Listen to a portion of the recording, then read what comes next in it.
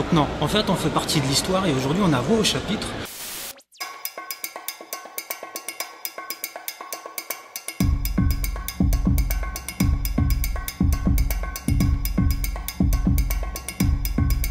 Comme le président de la République a dit qu'il allait prendre des décisions fortes, je cite ses propos, des décisions fortes sur les religions et leur organisation. Je voulais savoir moi, comment ils vont pouvoir, comment la constitution des musulmans va être prise en compte ou pas. Si comment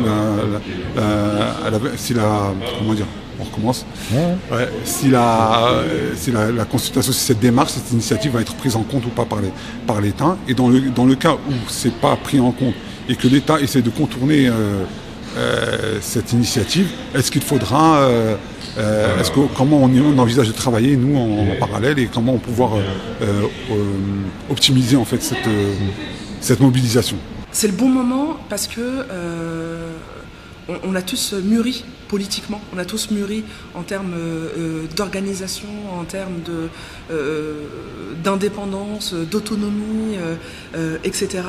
Et c'était le bon moment parce qu'on assiste encore une fois à des tentatives tentaculaires de la part de l'État français de mettre la main sur la gestion du culte musulman et de s'y insérer par tous les moyens.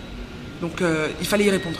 Historique, c'est nécessaire de le dire. Parce qu'aujourd'hui, justement, on a voix au chapitre. Quand on interroge aujourd'hui la consultation des musulmans, quand on interroge aujourd'hui tout ce qui est en train de se faire par rapport à la question du halal, par rapport à la question de la représentativité, etc. Même la question de la laïcité, on questionne le cadre légal et son application. On parle d'ingérence, etc. Donc non, en fait, on fait partie de l'histoire et aujourd'hui, on a voix au chapitre, on questionne en tant que citoyen. C'est pas une affaire que des musulmans, mais c'est une affaire de citoyenneté. Aujourd'hui, comme déjà depuis plusieurs années, l'État, à travers les différents gouvernements, tente de présenter des projets d'organisation du culte musulman. Une des raisons pour lesquelles l'État s'implique systématiquement, c'est parce qu'elle ne fait pas confiance aux musulmans. Aujourd'hui, avec les années passées, il y a de nouvelles générations qui apparaissent. Et il faut leur faire confiance parce qu'elles sont le fruit de l'école républicaine, parce qu'elles sont le fruit d'une pratique de l'islam dans un contexte français.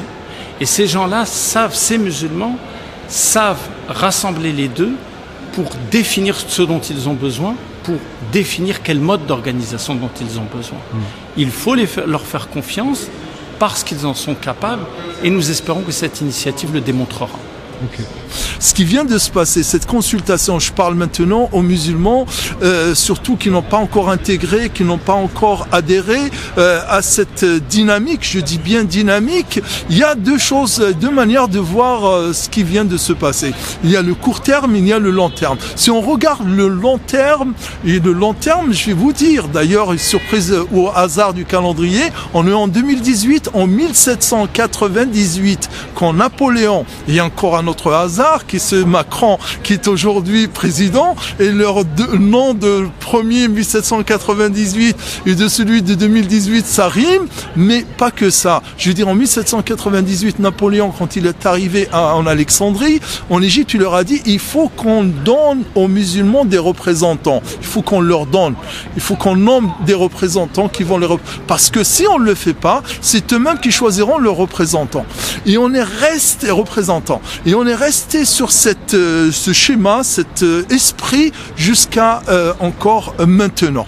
Maintenant, avec la consultation, c'est aux musulmans de prendre leur sort en main, de ne pas laisser aux autres non-musulmans de décider pour nous ou de faire réformer donc cet islam de France. Nous on connaît que un islam, c'est le seul qu'on connaît, l'islam de cette de cette bonté, de cette générosité, de l'amour. Donc c'est une belle religion qu'il faut que tout le monde la connaisse, que tout le monde donc après cherche à travers cette consultation donc de connaître le vrai islam, le vrai image, l'islam de la paix et l'islam de l'amour.